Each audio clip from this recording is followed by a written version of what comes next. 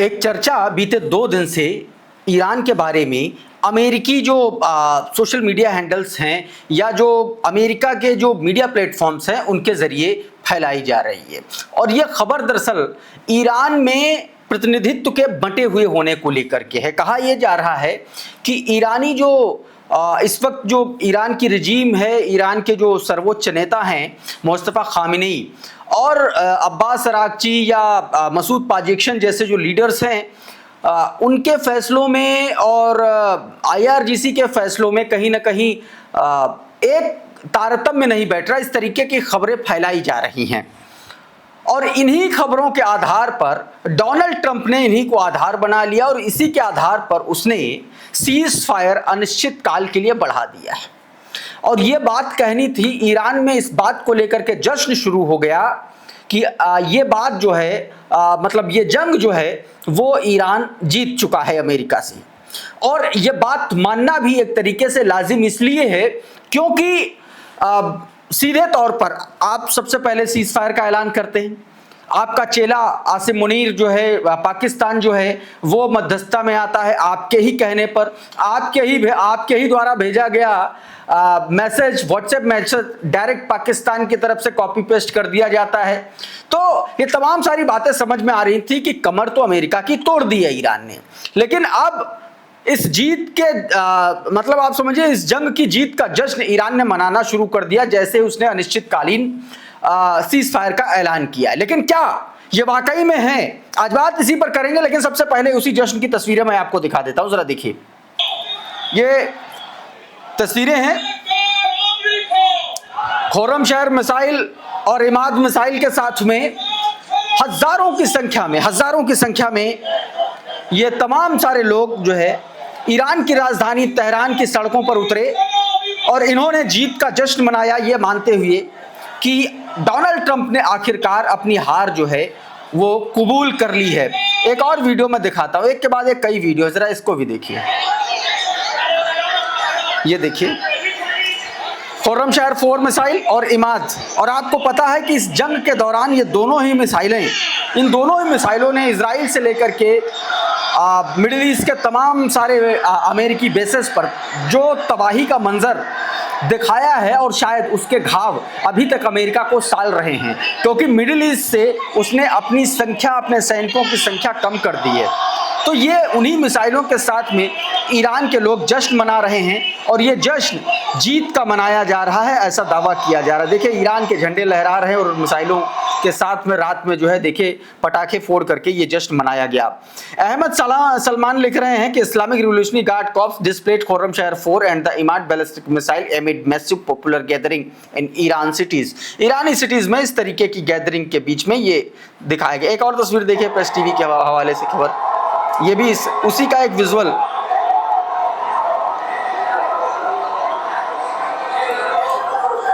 Tehran की ये तस्वीरें हैं और वहां पर देखिए मिसाइलों के साथ में लोग किस तरीके से जश्न मना रहे हैं। माना जा रहा है कि ये जीत का जश्न है।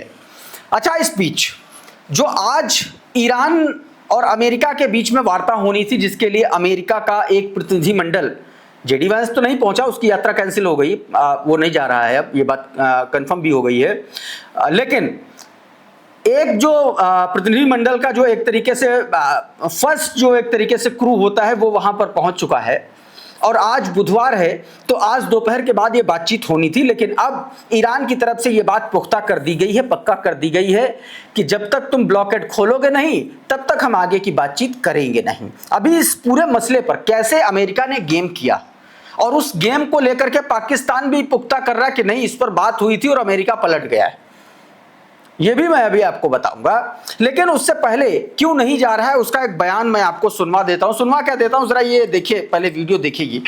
इस वीडियो में एक बयान है और ये बयान सुप्रीम लीडर मुस्तफा अली खामिनेई के प्रतिनिधि अब्दुल्ला हाजी सदेगी का है।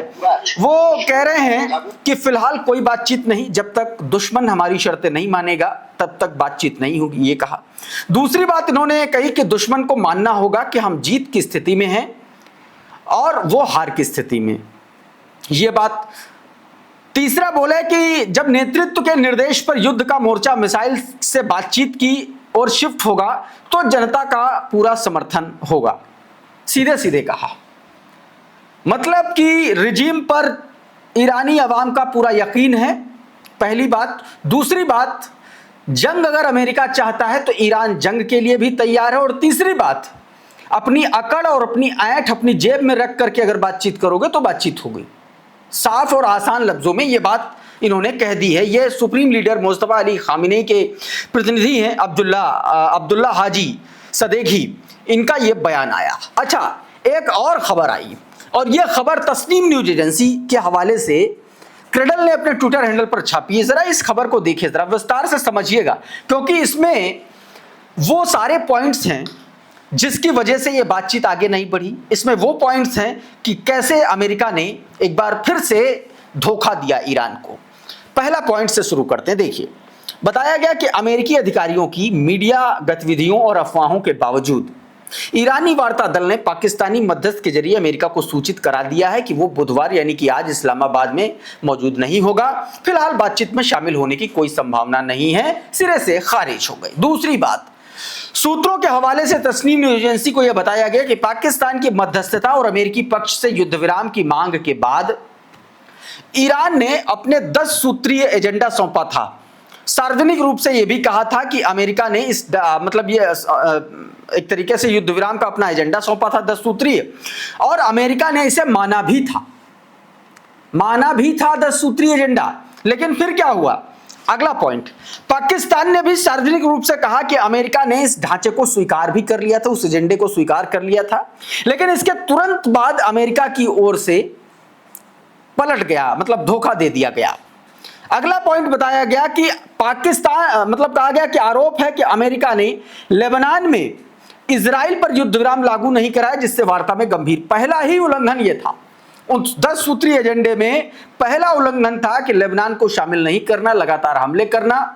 और उसके बाद इसमें एक और खबर दी गई। अगला पॉइंट देखें, ईरान की ओर से इजराइल पर संभावित मिसाइल हमलों की स्पष्ट चेतावनी के बाद अमेरिका ने आदेश किया और अचानक नेतन्याहू को बिना कॉन्फिडेंस में लिए सीज फायर 10 दिन का लेबनान में लागू करवा दिया।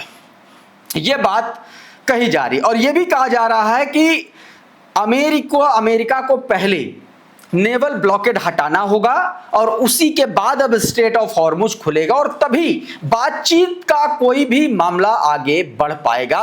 यह इस बयान में पूरी तरीके से बता दिया गया है कि अब आने वाले वक्त में क्या होने जा रहा है। अच्छा, डोनाल्ड ट्रंप क्या है? कहावत है कि नाक नहीं कटी मुंह बन गया। डोनाल्ड ट्रंप ने एक ट्वीट किया, आपकी स्क्रीन पर है, जरा इसको देखिए, मैं आपको उसका हिंदी तर्जुमा बताता हूं। ये क्या कह रहा है समझिएगा। कहता है कि इस बात के आधार पर कि ईरान की सरकार बुरी तरीके से बटी हुई है, जो अचानक हुआ है, और फील्ड मार्शल असीम मुनीर और पाकिस्तान के प्राइम मिनिस्टर शहबाज शरीफ के कहने पर हमसे कहा गया कि हम ईरान देश पर अपना हमला तब तक रोक दें जब तक उनके लीडर और रिप्रेजेंटेटिव एक साथ कोई प्रपोजल नहीं ला देते। समझ रहे हैं? मतलब पाकिस्तान वो मुल्क, वो देश जो अमेरिका का चिंटू बना फिर रहा है, जो वही लिख रहा है, वही कह रहा है, वही बोल रहा है जो व्हाइट हाउस से लिख के आता है, बताया जाता है। और ये तो सोशल मीडिया पर आप लोगों ने देख ही लिया, कॉपी पेस्ट किया था, पाकिस्तान की तरफ से किया गया था। तो वो आसिम मुनीर जो है डोनाल्ड ट्रंप को यह कह रहा है। दरअसल सच ये है, जो खबरें हैं, कि सारा का सारा गेम यह है कि डोनाल्ड ट्रंप बुरी तरीके से ये जंग हार चुका है और बिलबिलाया हुआ है और उसके आगे कोई रास्ता दिख नहीं रहा है। शायद यही वजह है कि डोनाल्ड ट्रंप ने एक तरीके से अनिश्चित काल के लिए यह सीज फायर लागू कर दिया है और उसके पीछे बताया है कि ईरान की सरकार बटी हुई है। और यह सबसे पहले खबर दोस्तों ईरानी मीडिया प्लेटफॉर्म्स की तरफ से सर्कुलेट की गई कि एक राय नहीं हो पा रहा, Abbas Araghchi Masoud Pezeshkian versus IRGC चल रहा है, इस तरीके की बातें चल रही हैं। मैंने भी इस पर वीडियोस में बातचीत की है, इससे पहले भी अपने ही चैनल पर, लाइव टीवी पर आप देख सकते हैं। तो ये उसने कहा। दूसरी तरफ दोस्तों लगातार वो धमकी दे रहा है। डोनाल्ड ट्रंप के बारे में कहा जाता है कि वो मूड स्विंग का शिकार है, उसके मूड स्विंग्स होते हैं। अब कह रहा है कि हम जो है ईरान के इलाकों को, ईरान के पोर्ट्स को, ईरान के जो बिजली संयंत्र हैं, उन सबको, एनर्जी इंफ्रास्ट्रक्चर को हम तबाह कर देंगे, बम डाल देंगे। ये ट्वीट देखिए, इसमें ये क्या कह रहा है कि हार्मुज स्ट्रेट को बंद नहीं करना चाहता, वो इसे खोलना चाहते हैं, ईरान के लिए कह रहा है, ताकि वो हर दिन $500 मिलियन कमा सकें। खोलना चाहते हैं, कह रहा है कि ईरान तो खोलना चाहता है, अब मैं नहीं खोलने दे रहा हूं। बताइए, बंद उसने किया, ब्लॉकेड इसने किया, मतलब चित भी मेरी, पट भी मेरी। और इतना सब कुछ लिखने के लिए, साफ तौर पर एक देश का राष्ट्रपति होकर के इतना सफेद झूठ लिखने के लिए आपको इस दुनिया का अव्वल दर्जे का बेशर्म और बदतमीज हो जाना पड़ता। और शायद यही वजह है कि डोनाल्ड ट्रंप ने यह बात कही है। और इसीलिए मैं लगातार कह रहा हूं कि अमेरिका के सामने कोई चारा नहीं है, उसके पैरों तले जमीन नहीं है, फिर भी उसको यकीन नहीं है। एक खबर दिखाऊं आपकी स्क्रीन पर, देखो जरा। करंट रिपोर्ट का ये ट्वीट है, इसमें बताया गया कि यूएस हैज डिप्लीटेड की missile stockpiles during the recent war with Iran. CNN की एक खबर है और उस खबर के हवाले से बताया गया करंट रिपोर्ट के इस ट्वीट में कि 45% precision strike missile used, 45% precision strike वाली मिसाइलें यूज हो गई हैं अमेरिका की। 50% उसके थर्ड इंटरसेप्टर खत्म हो चुके हैं, फिर 50% उसके पैट्रियट इंटरसेप्टर मिसाइल्स खत्म हो चुके हैं। 20 से 30% उसकी जो टॉम हॉक मिसाइल हैं लॉन्ग रेंज वाली, वो खत्म हो गई हैं।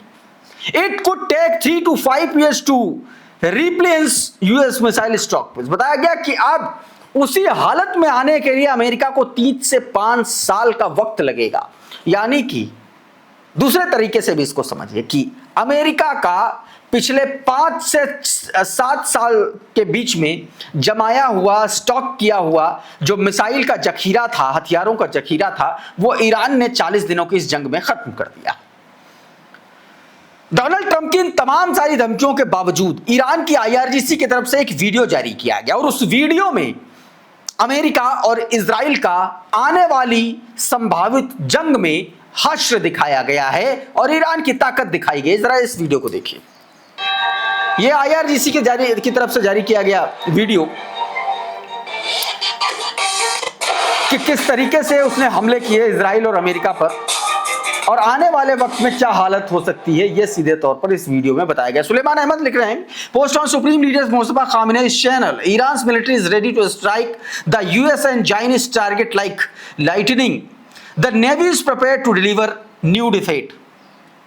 सीधे तौर पर दोस्तों यह जानकारी इसमें दी गई। हालांकि अमेरिका ने मिडिल ईस्ट में अपनी एक तरीके से चहलकदमी बढ़ा दी है। चहलकदमी इन द सेंस कि उसके जो एयरप्लेन है, फाइटर प्लेन है, एयर स्पेस जो है वो बिजी दिख रहा है। आपकी स्क्रीन पर ये जरा देखिए, जरा ये वो मैप है जिसके जरिए ये बताने की इसमें कोशिश की गई है कि किस तरीके से सीज फायर के अगले कुछ ही घंटों में किस तरीके से ये जो है यहाँ पर एयरफोर्स की, अमेरिकी एयरफोर्स की सक्रियता बढ़ी है। उसके जो ये येलो कलर के जो प्लेन्स हैं उनके आवाजाही बढ़ी है, ये इसमें बताया गया। हालांकि इन सब के बीच ईरानी एरोस्पेस टीम के जो कमांडर हैं, आईआरजीसी के जो कमांडर हैं, उन्होंने एक बार फिर से अपना बयान दिया। आपकी स्क्रीन पर देखें सुलेमान अहमद ने क्या किया, कहा कि if the neighbouring southern countries use enemy facilities on to attack Iran, they will have to abandon oil production.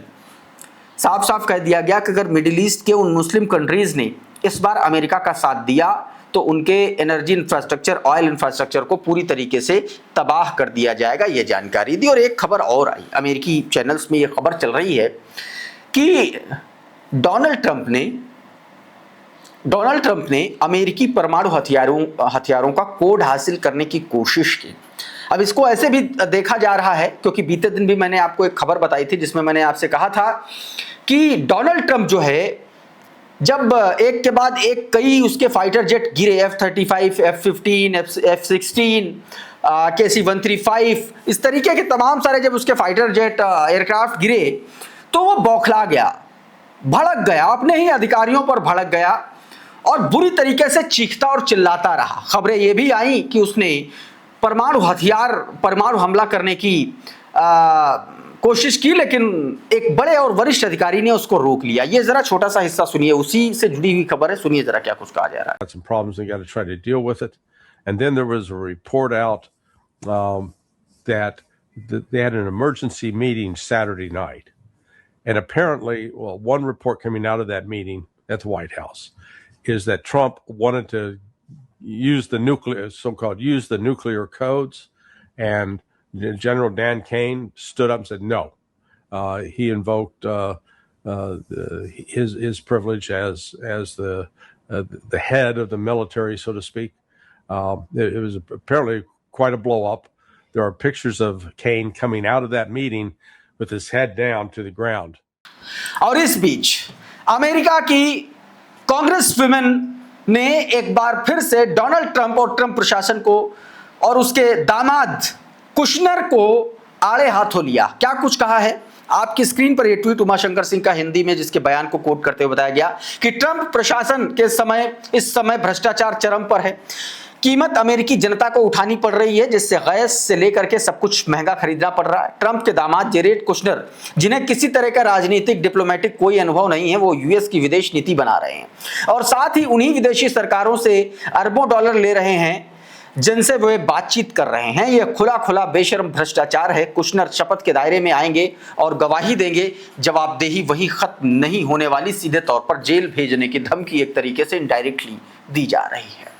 इस वीडियो में बहरहाल इतना ही। बहुत बहुत शुक्रिया, बहुत बहुत धन्यवाद। आप जुड़े रहिए आपके अपने चैनल द लाइव टीवी के साथ। नमस्कार।